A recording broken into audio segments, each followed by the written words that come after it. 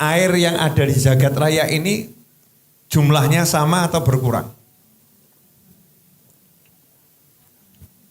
Di bumi ini loh, airnya sama atau berkurang? Sama ya. Mau diminum, mau dibuang, mau disimpan, itu air jumlahnya nggak pernah kurang. Betul? Ya, air jumlahnya nggak pernah kurang. Satu itu. Yang kedua, nafas nih, udara yang masuk. Kalau masuk namanya apa? Oksigen. Udara ini ya, hawanya namanya oksigen. Nanti kalau kita keluarkan namanya udah berbeda, betul? Ya. Tapi yang kita keluarkan berbeda ini ketemu lagi dengan yang ada, nanti juga dirubah jadi oksigen. Masya Allah.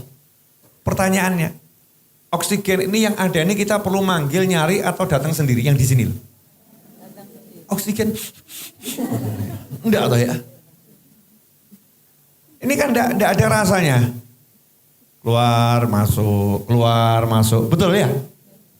Tidak ada rasanya. Air, bagaimana Allah Ta'ala menciptakan sistem yang dahsyat ini? Air gak bisa keluar meninggalkan bumi. Judulnya air mau melarikan diri dari bumi. Wah, bosen nyawang menungso. Airnya udah bosen lihat kita, airnya pergi ke langit. Cus. Sampai di langit airnya ditahan. Berhenti. Menurut airnya berhenti, membeku. Jadi apa dia? Awan. Betul ya? Nah, awan kemudian dibawa sama angin. Pergi kamu. Ya, nggak boleh tinggal di sini. Dibawa sama angin atas perintah Allah Subhanahu wa taala. Kemudian gara-gara dia itu tadi sok sama kita itu airnya. Ya, nggak mau sama kita, sama Allah disuruh pindah ke tempat yang jauh. Minggir sana ke sana. Air yang tadinya di Solo, di Pasar Kliwon naik ke atas. Dibawa sama angin pindah ke Sukoharjo. Ya, diturunkan di Sukoharjo. Biar kenalan dulu sama warga Sukoharjo, nanti balik juga ke Solo. Kan begitu ya. Ini lihat nih, caranya Allah Ta'ala membuat air itu naik, kemudian airnya gak boleh pergi, tetap ada di muka bumi. Kalau airnya diminum manusia, manusianya is dead. Manusianya is dead, sedo, tewas, wafat, gugur, meninggal, masuk mati juga enak. Pindah ke alam barzah manusianya, di tubuhnya masih ada air enggak? Masih. Dikubur, airnya diambil siapa? Tanah. Diambil sama bumi. Setelah itu meresap ke dalam, ya nanti mengalir, ada yang diambil akar, dijadikan bahan untuk dia tumbuh jadi itu tumbuhan dan lain sebagainya. Allah yang maha luar biasa itu, kira-kira kalau mau ngasih rezeki jenengan itu mudah atau susah? Mudah ya. Jadi seharusnya kita tentang rezeki ini nyantai atau perlu bingung? Nyantai atau perlu bingung? Seharusnya. Nyantai, tapi nyatanya pakai bingung. Nggak perlu lagi pakai bingung. Bingung urusan rezeki. Nah, ikhwani rahimakumullah, dikatakan oleh Habib Ahmad bin Umar bin Smith radhiyallahu anhu dalam salah satu nasihatnya, wasi'ul mashhad fi maulakum subhanahu wa ta'ala fal ata'iyati minhu ala kubril himmah wa sughriha wajuduhu faid wala huwa makhsusun bi ahad watlubu minhu matlabal akabir wajhad nafsak akhasil akhas li'annahu ta'ala ma yanzuru illa hammal abad bi ayyi syai'in hu. Kata beliau radhiyallahu anhu, Habib Ahmad bin Umar bin Smith, seorang ulama yang sudah wafat lebih dari 150 tahun yang lalu kurang lebih. Beliau mengatakan, pandanglah Tuhanmu yang maha ngurusi kamu itu dengan pandangan bahwasannya Allah itu maha besar, maha kuasa, maha mampu, maha memberi, maha baik, maha dermawan, ya maha bisa. Maha bisa. Fal ata'iyati minhu, karena Allah akan memberi karunia pada hambanya sesuai besarnya semangat kita minta sama Allah Ta'ala. Nah kalau kita tahu Allahnya maha besar, maha kaya, maha mampu, maha kuat, maha baik dan lain sebagainya. Kita kan mintanya ya semangat tuh ya. Misal kita punya teman, kok teman kita itu baiknya luar biasa, duitnya itu nggak ada titiknya itu ya. Nolnya nggak mandek-mandek. Saking banyaknya duitnya. Nah terus maha baik luar biasa. Dan dekat sekali sama kita. Kita kalau mau minta kayaknya nggak sungkan-sungkan tuh. Karena nggak bakal kurang duitnya. Betul ya? Yes itu omah kono ki nggak aku. Ya. Itu di showroom ada mobil 10, tolong borongkan buat saya. Ya temennya ngakak. Masya Allah gitu. Kamu percaya saya mau kasih kamu semua itu? Oh percaya, walau mau awakmu kok. Kamu orangnya baik banget. Dan masa kamu gak mau ngasih saya? Konco kecil itu. Ya teman dari kecil. Karena dipandang begitu oleh kawannya, diakui kekayaannya, kebaikannya, maka temannya tadi juga akan nyoh. Betul kan ya? Tapi yang lain mungkin nyawang, apa dikei yo? Apa gak kakean? Akhirnya mintanya sedikit. Saya minta permen sakdus. Ya, itu permen sakdus. Dapatnya permen sakdus 1 dus. Nah Allah Subhanahu wa taala ini maha semuanya. Maka kalau minta sama Allah jangan ngukur sesuai kemampuanmu, tapi mintalah pada Allah Ta'ala sesuai kemampuannya Allah. Kalau minta sama Allah jangan melihat ya kecilnya keinginanmu, tapi lihatlah maha besarnya pemberian Allah Subhanahu wa Ta'ala. Allah maha mampu memberi yang besar. Ya, jangan lihat pelitmu, tapi lihatlah dermawannya Allah Subhanahu wa Ta'ala. Karena Allah maha dermawan.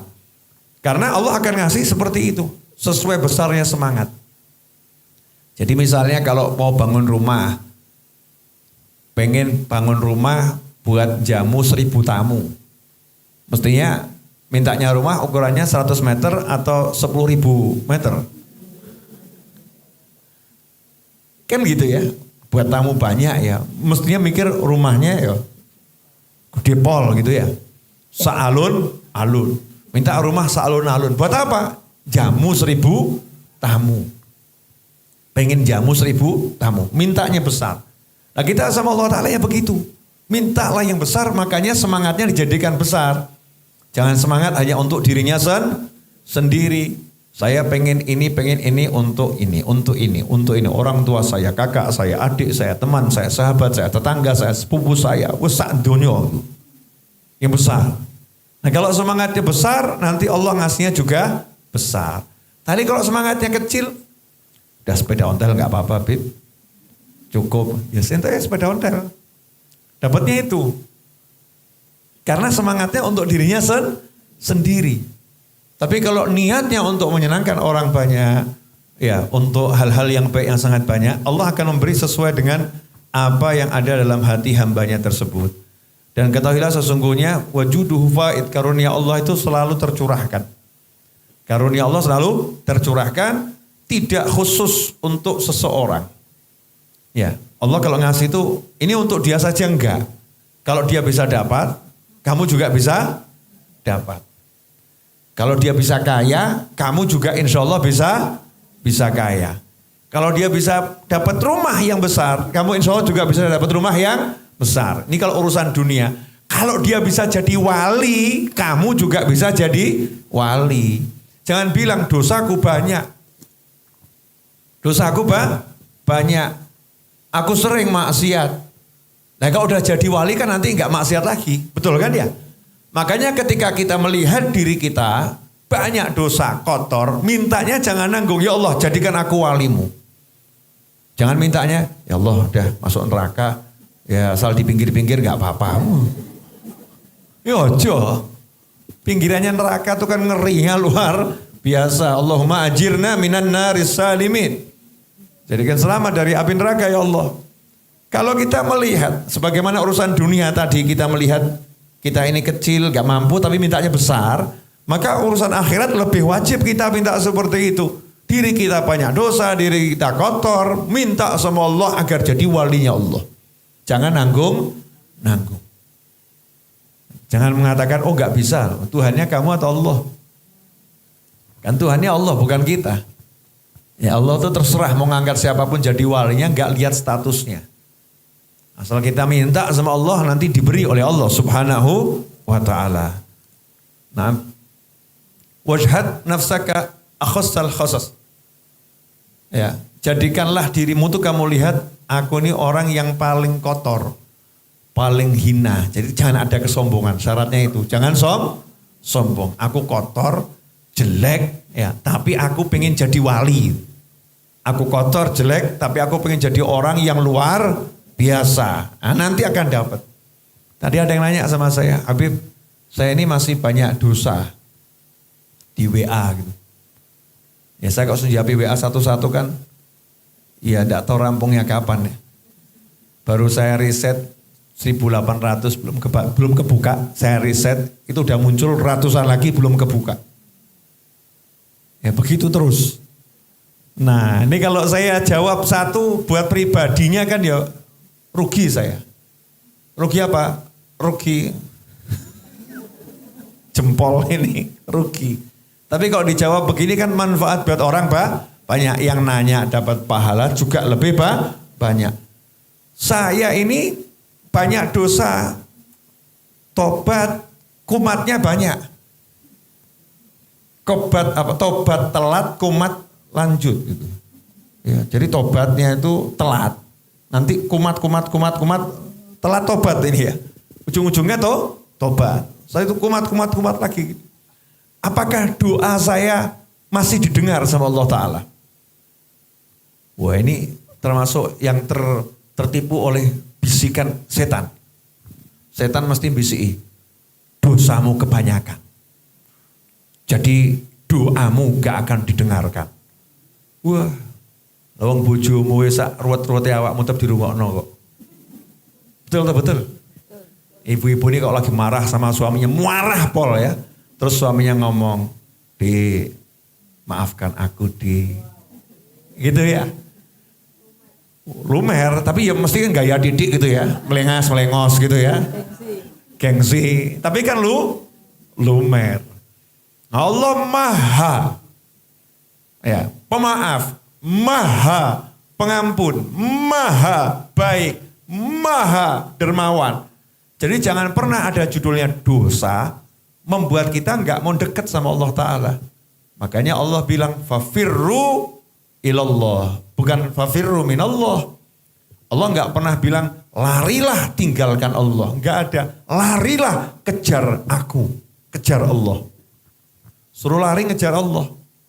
Banyak dosa. Ya lari ngejar Allah dengan minta ampun. Sadar dosanya banyak ya. Bismillah, alhamdulillah, sholawat, astagfirullah, ya Rabb, astagfirullah. Dosa saya banyak, tapi pengen punya rumah ya Allah. Itu malaikat yang ngakak ya. Ketawa malaikatnya, oh pinter ya. Ya pinter ngerayu Allah subhanahu wa ta'ala. Dikabulkan enggak? Kalau kamu yakin dikabulkan selama doamu itu baik ya dikabulkan. Doa itu selama enggak jelek ya. Allah akan terima. Dalilnya Bib. Ya, dalilnya. Wong nyata-nyata iblis yang jelas dilaknat aja minta dikasih kok. Apalagi kamu yang punya kemaksiatan. Kita yang punya kemaksiatan. Namanya manusia itu ya begini, ada jeleknya, ada baiknya. Tapi memang betul, maksiat itu bisa menghambat terkabulnya doa. Doanya sudah diterima, cairnya seret. Paham ya? Cairnya seret. Ini kenapa cairnya seret? Cairnya seret karena maksiatnya masih banyak. Diistighfari, nanti jadi cepat. Disolawati, nanti jadi cepat. Nah Allah Ta'ala tidak melihat kemampuanmu berusaha. Yang dilihat Allah Ta'ala semangatmu untuk meminta.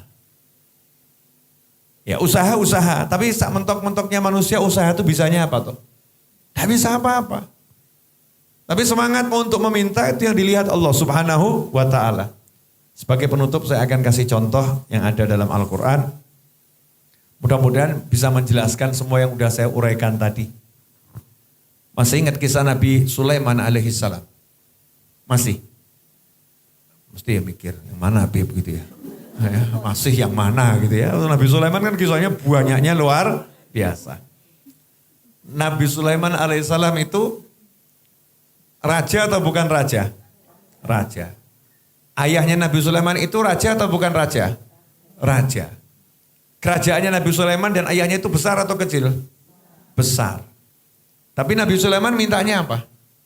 Ya Allah, beri aku kerajaan, kekuasaan yang setelah itu tidak ada seorang pun yang boleh punya kerajaan dan kekuasaan seperti punya aku. Saya mau nanya, itu berarti mintanya besar atau super besar? Super besar. Oh, Nabi saja mintanya segede itu. Kenapa? Semangatnya besar. Nabi Sulaiman alaihissalam ketika memindah tahta Balqis, Nabi Sulaiman itu bisa pergi naik kendaraan namanya angin. Betul ya? Punya kendaraan namanya angin. Tapi ketika memindah tahta Balqis, Nabi Sulaiman ditawari sama Ifrit, jin yang sangat kuat, saya akan pindahkan tahta Balqis selama waktumu pengajian. Kurang lebih 1 jam 2 jam Nabi Sulaiman kalau ngajar, menurut tafsir seperti itu. Jadi jarak kurang lebih 500 kilo itu akan kami berangkat terus balik ke sini bawa singgasana Balqis butuh waktu kurang lebih 2 jam. Nabi Sulaiman gak puas, kesuwen. Di zaman itu loh ya, belum ada pesawat. Terlampau lama. Muridnya Nabi Sulaiman ngomong, pejamkan matamu, nanti kalau dibuka udah nyampe. Nyampe. Mintanya nggak mau yang kecil, mintanya yang besar. Besar, cepat. Semangatnya begitu. Nabi Muhammad SAW mintanya ampunan untuk yang taat atau ampunan untuk seluruh umat? Seluruh umat. Betul kan ya? Syafaat hanya untuk dirinya atau syafaat untuk seluruh manusia dari zaman Nabi Adam sampai hari kiamat? Seluruh manusia dari zaman Nabi Adam sampai hari kiamat. Itu semangatnya Nabi Muhammad sallallahu alaihi wasallam. Contoh dalam Al-Qur'an yang sekarang ini urusan ya kelihatannya sederhana. Tidak masuk akal, gak mungkin bisa menghasilkan, tetapi ternyata itu menggerakkan. Ya, menggerakkan dengan izin Allah Ta'ala Nabi Sulaiman untuk memenuhi permintaannya. Yaitu ucapan salah satu semut. Ya, kepada masyarakatnya. Cepat minggir, cepat minggir. Itu Nabi Sulaiman masih di atas jauh. Ya. Semutnya ada di mana? Jadi semutnya ada di Semanggi. Ya, pasukannya Nabi Sulaiman ada di Sukoharjo gitu. Jauh atau dekat? Jauh. Wong di kaki bukit sama di atas bukit. Itu semutnya udah ngomong. Ya kalau udah deket percuma kan yang ngomong toh ya. Ngapain deket ngomong ya mesti keinjak. Tapi tim pengintainya semut ini tahu ada Nabi Sulaiman dan bala tentaranya mau lewat. Maka ngasih tahu masyarakatnya, segera kembali ke liang masing-masing. Selamatkan diri kalian. Jangan sampai nanti diinjak oleh Nabi Sulaiman dan bala tentaranya. Berarti bala tentara Nabi Sulaiman itu banyak atau sedikit? Banyak. Kemudian jalannya teratur atau enggak teratur? Teratur. Baris gitu. Rapi. Nabi Sulaiman jauh. Semut gak mungkin kedengeran. Mencedak gak kerungu kok. Semut di lepekmu. Di cangkirmu ada semut. Semutnya ngomong, denger kita? Enggak. Ini semutnya jauh, tapi karena semutnya semangatnya pengen menyelamatkan kaumnya, semangatnya pengen menyelamatkan semut banyak, maksud orang banyak ya. Ya salah ngomong nanti saya. Semangatnya pengen menyelamatkan semut yang jumlahnya sangat banyak, sama Allah Ta'ala disampaikan niatannya tadi, suaranya itu kepada Nabi Sulaiman alaihissalam. Paham ya? Disampaikan pada Nabi Sulaiman alaihissalam. Hasilnya Nabi Sulaiman alaihissalam nyuruh pasukannya berhenti. Sambil mesem Nabi Sulaiman. Senyum. Semut ini kok ya semangatnya luar biasa. Nah seandainya kita tuh minta sama Allah Ta'ala dengan semangat seperti semangatnya semut, kabul. Dapatnya juga banyak. Gak masuk akal jadi masuk akal. Gak mungkin jadi mungkin. Kenapa? Karena sudah minta langsung pada Allah Subhanahu wa Ta'ala. Cukup jelas Ibu-ibu? Nah ini insya Allah jelas buat yang berbicara dan jelas buat yang mendengarkan insya Allah. Amin Allahumma amin. Mudah-mudahan pemirsa juga jelas. Kalau nggak jelas ya insya Allah nanti jadi jelas entah suatu saat. Pemirsa dimanapun antum berada, nah ini yang kita bahas masalah dua hal. Yang pertama tadi saya jabarkan betapa maha kayanya Allah Ta'ala belajar dari ilmu belah durian. Durian satu dibelah isinya ponggenya banyak, bijinya banyak. Dimakan itu habis tapi bijinya itu kalau dibuang akan jadi durian yang sangat banyak. Dengan izin Allah Subhanahu wa Ta'ala. Jadi jangan pernah takut. Karena Allah sudah menyiapkan untuk kita tinggal di bumi ini turah-turah. Ya turah-turah itu sisa-sisa. Lebih dari yang kita butuhkan. Itu yang pertama. Kemudian yang kedua kalau minta sama Allah Ta'ala jangan lihat kemampuanmu. Tapi lihatlah maha mampunya Allah Subhanahu wa Ta'ala. Dan mintalah buat orang banyak.